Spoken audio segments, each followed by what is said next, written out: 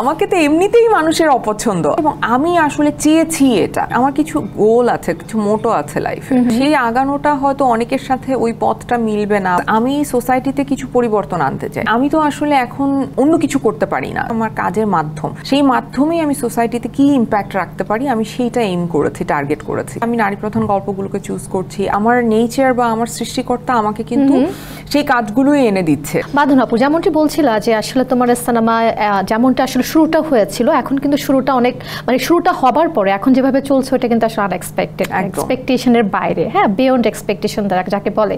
এই যে সুন্দর সুন্দর রিভিউ এবং নারী প্রধান গল্প, এবং যদি বলি দর্শক যে বাঁধন সবসময় অসম্ভব কাজ সম্ভব করে, এটা কিভাবে আসলে আপু? এটা আসলে এক ধরনের চেষ্টা আছে, আর একটা হচ্ছে যে আমার কিছু গোল আছে, কিছু মোটো আছে লাইফে, তো সেই অনুযায়ী আমি আসলে আগাচ্ছি। তো সেই আগানোটা হয়তো অনেকের সাথে ওই পথটা মিলবে না, বা আমি যেই ধরনের সিনেমা টার্গেট করছি, বিকজ আমি সোসাইটিতে কিছু পরিবর্তন আনতে চাই। তো সেটা আমি চাই আমার কাজের থ্রুতে আনতে। মানে আমি তো আসলে এখন অন্য কিছু করতে পারি না। সো আমি যেহেতু আমি এক জায়গায় আছি, যে জায়গাটা আমার কাজের মাধ্যম, সেই মাধ্যমেই আমি সোসাইটিতে কি ইম্প্যাক্ট রাখতে পারি আমি সেইটা এইম করেছি, টার্গেট করেছি। সো সেই টার্গেটেরই অংশ হচ্ছে যে আমি নারী প্রধান গল্পগুলোকে চুজ করছি। আমি চেষ্টা করছি যে সেই সব ক্যারেক্টার চুজ করতে, যে ক্যারেক্টারগুলো আসলে ইম্পর্টেন্স আছে সিনেমায়, শুধু একটা জাস্ট অলংকার হিসেবে ইউজড হচ্ছে না।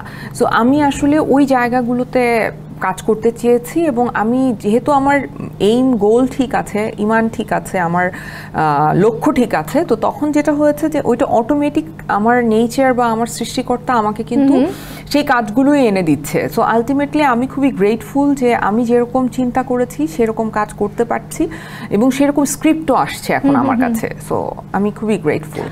চমৎকার। আসলে সেই যদি বলি সোসাইটি, সেই পরিবর্তনটা আসলে আজমেরী হক বাঁধনের হাত দিয়েই হোক, আমরা তেমনটাই চাই যে বেশি বেশি করে নারী প্রধান গল্পের সিনেমা হোক। তো এই নারী প্রধান এই গল্পে অভিনয় করতে যে আপু তোমার কি কোনো ধরনের চ্যালেঞ্জের মুখোমুখি হতে হয়েছে কিনা এশা মার্ডারে? প্রথম তো এই ধরনের ক্যারেক্টার পাওয়াই একটা বড় চ্যালেঞ্জ। তারপরে পাওয়ার পরে যেটা হয় যে পুরো সিনেমাটা এই যে যখন আমরা কাজ করেছি তখন তো সানি সারোয়ার ভাই ছিলেন, এটা একটা সুবিধা ছিল যেহেতু উনি পুলিশে আছেন, উনি অনেক হেল্প করেছেন।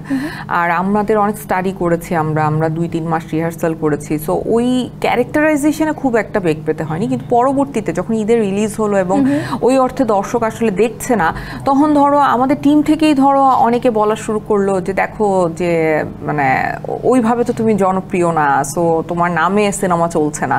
সো এটা স্বাভাবিক না, এটা এই মানে আমার নামে সিনেমা চলার মতো সিচুয়েশনে তো আমি এখনো পৌঁছাই নাই আসলে। সো একে তো আমি হচ্ছি সমাজের তথাকথিত সেই লক্ষ্মী মেয়েটাই না, সো লক্ষ্মী মেয়েটাই না, তো আমাকে তো এমনিতেই মানুষের অপছন্দ। আমাকে যারা পছন্দ করে তারা জেনুইনলি পছন্দ করে। সো আমার যে অডিয়েন্সগুলো আসলে একেবারে আমাকে দেখতে হলে এসেছে, আমার সিনেমা দেখতে এসেছে, অ্যাকচুয়ালি তারা তোমাকে ভালোবাসে, তারা আমাকে সত্যি ভালোবাসে। সো যার জন্য যখন সাংবাদিকরা রিভিউ নিচ্ছে বলছে যে কোনো ব্যাড রিভিউ নাই, বিকজ তারা বেসিক্যালি আমাকে ভালোবাসে, জেনুইন লাভ যেটা, তো যার জন্য তাদের ভালোবাসাটাই তারা এক্সপ্রেস করছে। হ্যাঁ, সো ওই জায়গা থেকে যারা এসছে তারা একেবারে আমাকে জেনুইনলি ভালোবাসে, এবং আমি আসলে চেয়েছি এটা যে আমার একটা আলাদা অডিয়েন্স তৈরি হবে। আমার অডিয়েন্স আমি ধরো কার উপর নির্ভরশীল অডিয়েন্সের মানে আর্টিস্ট হতে চাই নাই। মানে ধরো আমাকে এখন পছন্দ করে কেউ, আমার সাথে একটা মেয়ে কাজ করলো, ধরো এখন ওকেও আমার অডিয়েন্সটা পছন্দ করছে, এটা এক ধরনের পছন্দ হতে পারে, বাট ও যদি ইন্ডিভিজুয়ালি একটা অডিয়েন্স তৈরি করতে পারে আমার সাথে যে কাজ করেছে, আমি মনে করি যে এটা তার ক্রেডিট। সো আমি আসলে কারো উপর নির্ভর করে অডিয়েন্স ক্রিয়েট করতে চাই না, আমি চাই যে আমার অডিয়েন্স আমি ক্রিয়েট করব। সো সেটা ডেফিনেটলি একটা কঠিন পথ, এই পথটা তত সহজ না। সো সেই পথটা আমি বেছে নিয়েছি, এবং আমি আশা করি যে আমি আমার লক্ষ্যে পৌঁছাবো। ডুইং গ্রেট, এবং আমরা ঠিক সেটাই আশা করছি। এসএমসির ইমার্জেন্সি কন্ট্রাসেপটিভ পিল নোরেক্স 1 অরক্ষিত মিলনের 72 ঘন্টার মধ্যে এর একটি মাত্র পিল আপনাকে করবে টেনশন ফ্রি। এসএমসির নোরেক্স 1, এক পিলের সমাধান।